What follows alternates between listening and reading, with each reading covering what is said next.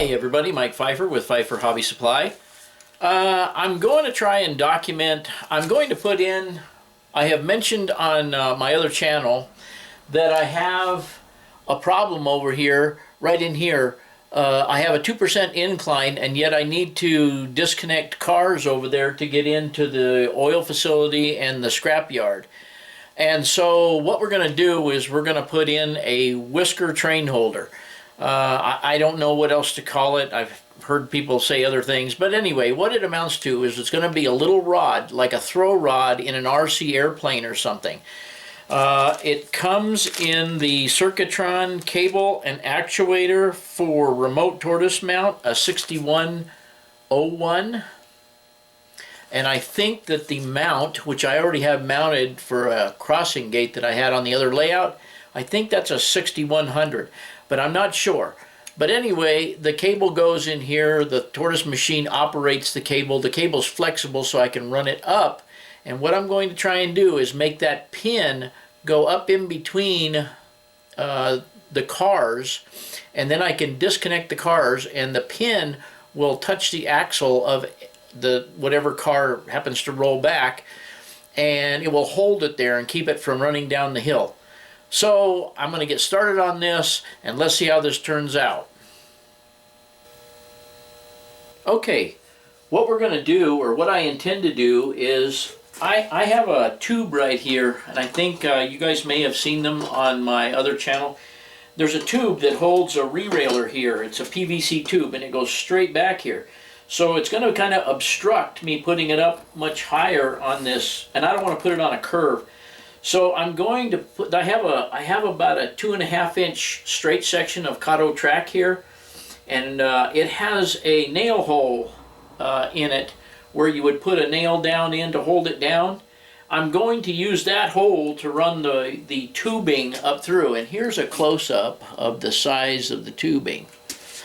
Also, let me see if I can get this sideways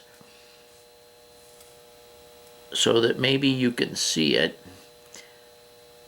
The idea is this little piece of stainless steel, or whatever this rod happens to be, slides within this Teflon tube like so.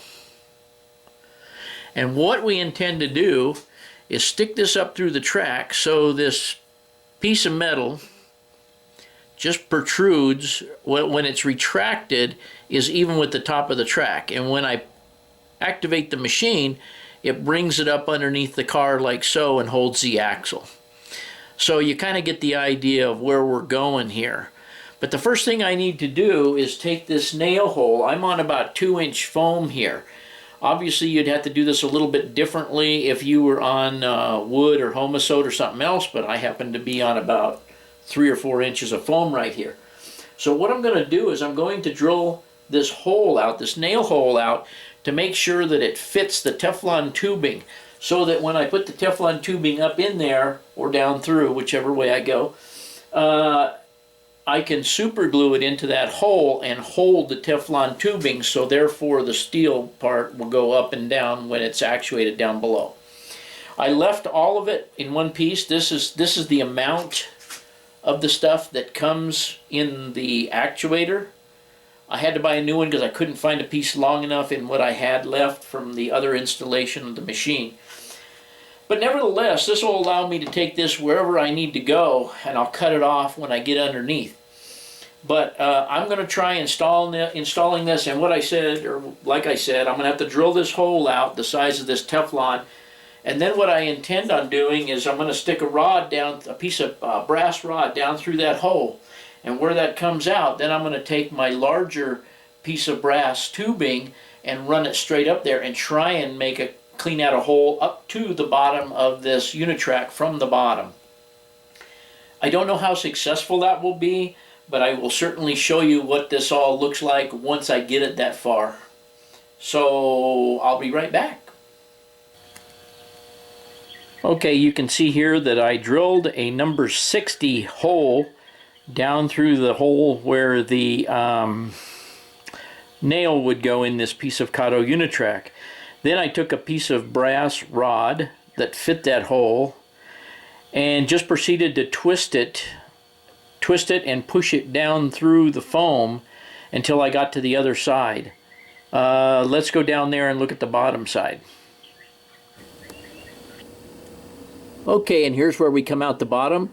So what I'm going to do is try and make a larger hole all the way up to the base of the Unitrack and see how that goes. Okay, the way we're going to penetrate this foam is I have about a 1/4 inch diameter brass tube, and I'm going to stick it. First we're going to heat it up with my trusty torch here, get this nice and warm. Then we're going to insert this over that little piece of brass rod that's coming down, so that this will follow its path up through the foam into the bottom of the Unitrack. I'm going to see how that works. I don't want to get this too hot. I have done it really hot before when I've penetrated down through the foam to put wire down through and so forth.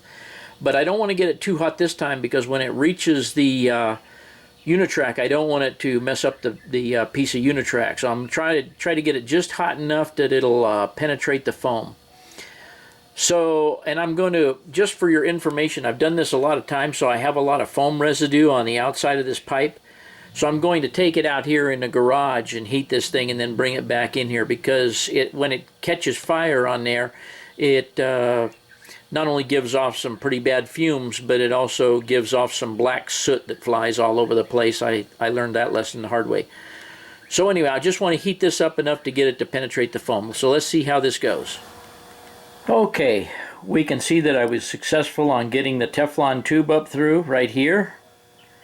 It is also super glued in place, as you can see the super glue. And I'm going to reach down here and I'm going to push the rod up and down. And you can see that the rod goes up and down nicely. I can bring it up to an axle, back down with the throw of the tortoise machine. I hope you can see that.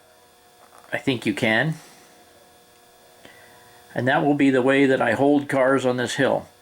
So, let me go underneath and show you how the heating of the tubing worked out, and then I'll get into mounting the tortoise.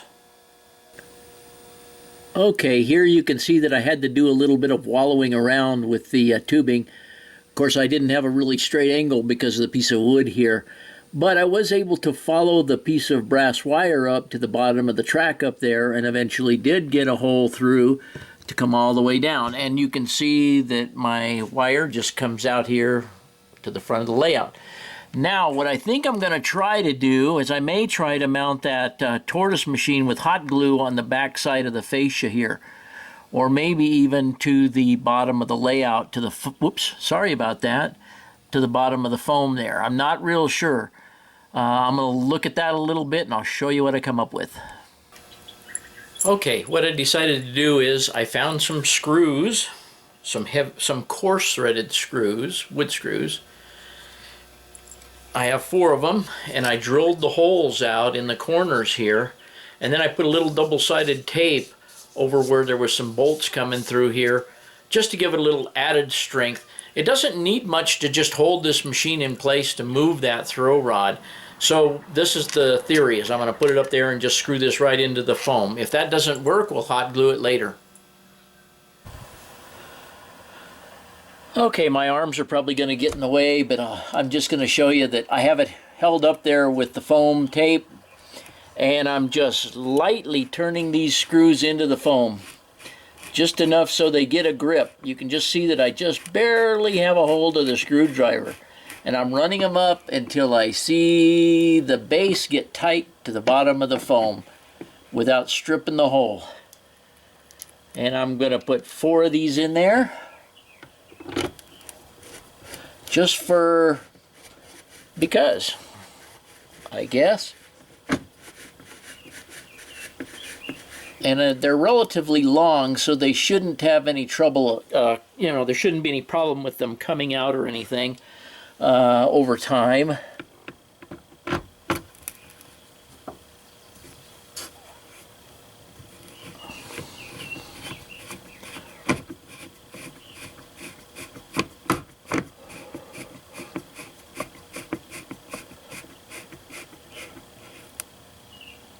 And I'm feeling it just get tight. Now, you can see that it's pretty steady. I don't think it's going to go anywhere. Now, I think you can see the wire right here. We've got to get that mounted right in there and get it adjusted properly. I'm not going to try to do that with the camera on, simply just too hard, and my hands get in the way and all. So I will adjust it, tell you what I'm going to do up on top, and we'll go from there. Okay, now with our machine mounted underneath and our cable in place, or our throw bar in place, what I'm going to do is I'm going to leave quite a bit of this sticking up so that when I mount it down below, I have plenty of adjustment and I can figure out where I want it to be, and I can cut it off at the appropriate length. So I'm going to leave that much sticking up for now. I know it's a waste of a little bit of the material, but I'd rather be safe than sorry. So now I'm going to go down and hook it up to the machine, and then we'll come back and see what we have. Okay guys, I've got the cable attached to the Tortoise machine. I don't have any of the electronics hooked up yet, and I'll show you that when I do, but here's how it works.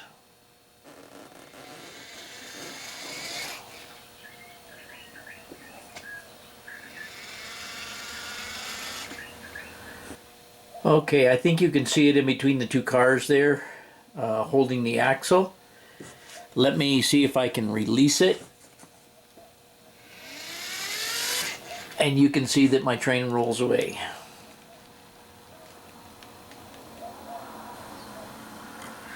Okay, in this shot you can see how it attaches to the mount for the switch machine.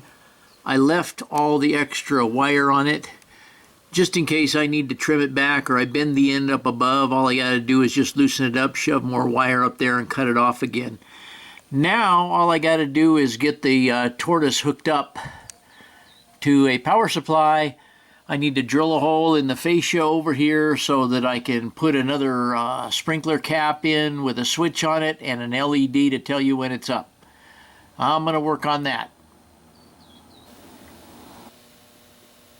Okay, I finally got this the switch in. You can see that it's down and it's green, which means the pin is down. Now, if I put the pin up, you can see the pin come up, and you can see that the light is red, meaning we can't move the train. Let me go underneath and show you how it all wound up down there. Okay, here's what we wound up with. It's kind of ugly under here, but you see that I have my green LED there, my red LED there, my switch housing there, the Tortoise here. This lead coming down that doesn't seem to go anywhere is my power lead, which I've got to connect that. I've got to plug that in somewhere. And really that's about it. You can see how everything is connected here. That is a double pole single throw switch.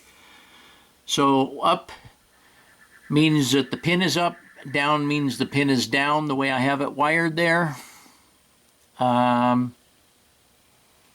that's about it. That's how it's working.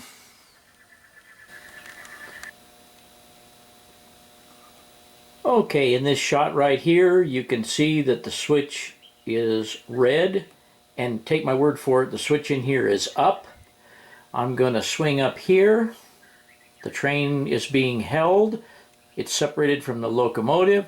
I'm going to release the pin, and you can see that my train runs away on me. And that's what I'm trying to prevent it from doing, and it seems to work fine. I can bring it back up. I don't have the spot where the pin is marked yet, but now you can see that it's holding, releasing, and it works. Okay everybody, I hope you enjoyed the video on putting in the little pin here to hold the train on the incline. I'll figure out what the correct name is for it, and we'll put it in the title of the video, because I'm not at the computer and editing this yet. But as usual, gang, thanks for watching.